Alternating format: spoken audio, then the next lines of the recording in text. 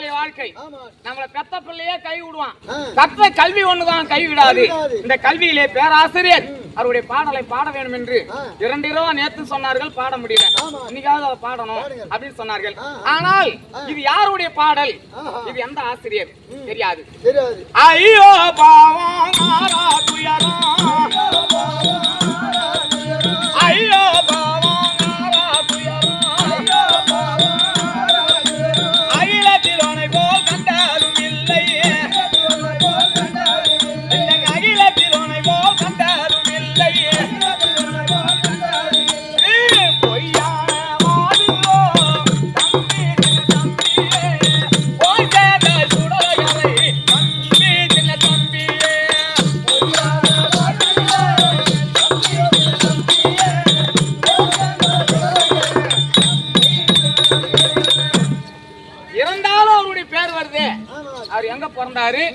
எங்க வளர்ந்தவர், அவருடைய நாமதயம் என்ன தெரியாது. ஐயா திருமால் அருளால் பிறந்தவர் நீயே, திருமால் அருளால் பிறந்தவர் நீயே, திருப்பால பந்தாலில் வளர்ந்தவர் நீயே, ஐயா திருப்பால பந்தாலில் வளர்ந்தவர் நீயே,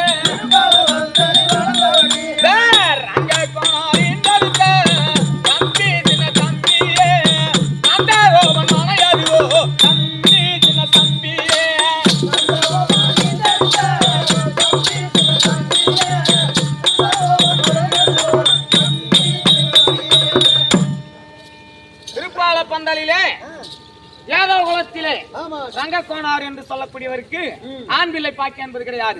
அப்போது திருப்பதி என்பெருமாளை வேண்டினார். எப்ப ஆண்டவனே, என்பெருமாளே, வெங்கடாஜ தளபதியே, எனக்கு ஒரு ஆண் பிள்ளை பாக்கியத்தை கொடு அப்படி என்று கேட்டார். அப்படி வணங்கிய போது திருப்பதி என்பெருமாளுடைய அருளால் திருப்பால பந்தலிலே ரங்கக்கோணாருக்கு ஒரு பிள்ளையாக ஜனனமானார். ஒரு குழந்தையாகப்பட்டது பிறந்து 5 வயதாகிவிட்டால் அந்த பிள்ளையை கொண்டு எங்க சேர்ப்பார்கள்? பள்ளிக்கூடத்துல, பாடகசாலை.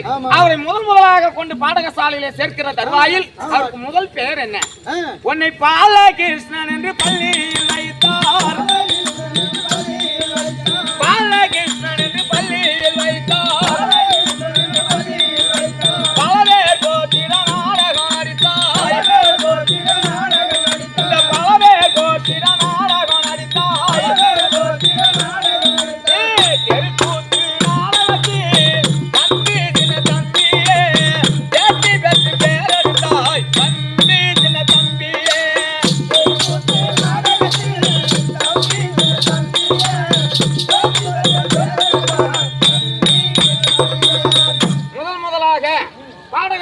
கொண்டு சேர்க்கிற போது அவருக்கு முதல் பெயர் என்ன? பாலகிருஷ்ணன். இந்த ஊர்வலம் எல்லாம் ஒரு ஆடாத இடம் கிடையாது, கால தட்டாத இடம் கிடையாது. திருப்பாலப்பந்தல் சின்ன தம்பி ஆசிரியர் என்று சொன்னால் இங்க உட்கார்ந்து இருக்கிற பெரிய மனிதர் அத்தனை பேருக்கும் தெரியும். ஆனால் அப்படியேப்பட்டவர் கலையிலே சிறந்தவர். ஆனா பிறந்தார் பள்ளிக்கூடத்திலே பாலகிருஷ்ணன் என்று பெயரோடு வளர்ந்தார். தெருக்கூத்து கலையிலே பேர் எடுத்தார். ஆனா எடுத்தாரு தம்பி, எல்லாருக்கும் ஒரு வேஷம் போடணும். நீங்க பெண் வேடம் எனக்கு போடணும், பாவாடிக்கிறது உனக்கு போடணும், அசல பாச்சி ஒருத்தருக்கு போடணும், இது அகடமிக்கிட பகுன் ஒருத்தருக்கு போடணும். அவருக்கு பொருந்திய வேடம் என்ன? ஐயா கண்ணனை போலவே வேடங்கள் பூண்டாய், கண்ணனை போலவே வேடங்கள் பூண்டாய், காண்டிவன் தேசனின் சாரதியானாய்,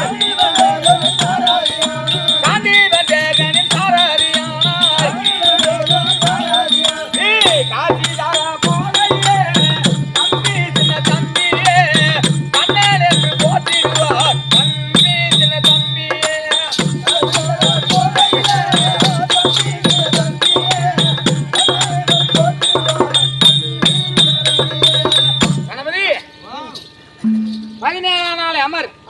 கர்ணன் காண்டிபன் சண்டை. கர்ணமோட்ச நாடகத்துல பகவான் வேஷத்தை தவிர வேற எதுவும் கட்ட மாட்டாராம். அப்போது பகவான் வேடத்தை கொண்டு அந்த விஜயன் என்று சொல்லக்கூடிய அர்ஜுனனுக்கு தேர் சாரதியாக தேர் தட்டு மேல ஏறி வந்து நின்னாருன்னா வைகுந்தத்தில் அந்த நாராயணன் நேரா இறங்கி வந்த மாதிரி இருப்பாராம். அவர் வேஷம் அம்மா பொறுப்பா இருக்குமா. அவர் யாரும் கிடையாது, சொந்த பாட்டனார் எனக்கு, தாத்தா எனக்கு. அவருக்கு சொந்த மாவூட்டு பேர நானு. மனால் தெரியாது. அப்படி இருந்தாலும் அவருக்கு நான் பேரனாக இருந்தாலும் அவர் ஆடந்தி நான் பார்க்கல, பாடந்தி நான் பார்க்கல. சிறு குழந்தையாக இருக்கும் போதே காலம் ஆயிட்டார். அவரா பேர் சொல்லுவாங்க இல்லையா ஊர்லயும், திருப்பால பந்தலார் உங்க தாத்தா அப்படி ஆடுவாரு பாடுவாருன்னு. நான் அவர் ஆடந்தி பார்க்கல, பாடந்தி பார்க்கல. அப்படியேப்பட்டவர் நல்ல முறையோட நாடகத்தை நடித்து அவர் எங்க போய் இறந்தார் தெரியுமா? இந்த பாரோ அறிந்திட பாவே போற்றிட, பாரோ அறிந்திட பாவே போற்றிட, பாண்டுரங்கனும் பாடி மகிழ்ந்திட, அந்த பாண்டுரங்கனும் பாடி மகிழ்ந்திட, திருஞாண்டவன் தோரணையோ தம்பி சின்ன தம்பியே, மாண்டாயே சென்னையிலே தம்பி சின்ன தம்பியே.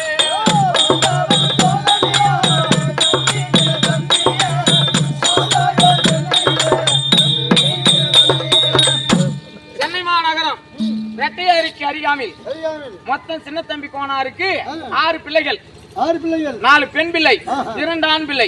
ஆனால் அந்த ஆண் பிள்ளைகள் இந்த தொழிலுக்கு அவங்க வரல. சின்ன வயசுல சத்தியம் பண்ணி விட்டாரு. ஆனா ஏன் பாடாப்பட்டுல போய் அவருக்கு தெரியாத நாடகம் நடத்திட்டு வந்துட்டார் பெரியவர் விஸ்வநாதன். அப்படி ஆட்டி வரும்போது இது யாரையும் சொல்லிட்டாங்க. அவங்க பையன் போய் பாடாப்பட்டுல பக்கத்துல ஆட்டி வராரு, ஆடுறாருன்னு சொன்னதும் இதை கேள்விப்பட்டவங்க ஒரு தடி வச்சு இங்கே உட்காந்துக்கிறாராம் தின்ன மேல. இவர் ஆடிட்டு உள்ள வந்தாராம், வெளியே நில்லுனாராம்.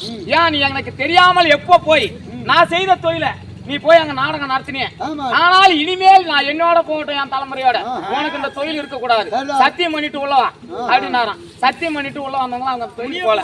அப்படியே பட்டது அவ பாடாப்பட்டுல ஆட்டி வந்ததோட சரி. சென்னை மாநகரம் ரெட்டையாரிக்கு அறியாமல் இருக்கும்படியான விநாயகபுரம் சென்றார், பிள்ளைகளை பார்த்து வர சென்றவர். ஆனா யாருக்கு எந்த ஒரு வார்த்தையும் சொல்லல. உயிர் பிரிந்தது சென்னை மாநகரம். அவரை கொண்டு வந்து தகனம் செய்தது திருப்பால பந்தல்ல. மும்மூர்த்தி போல 3 பேர். யாராரு?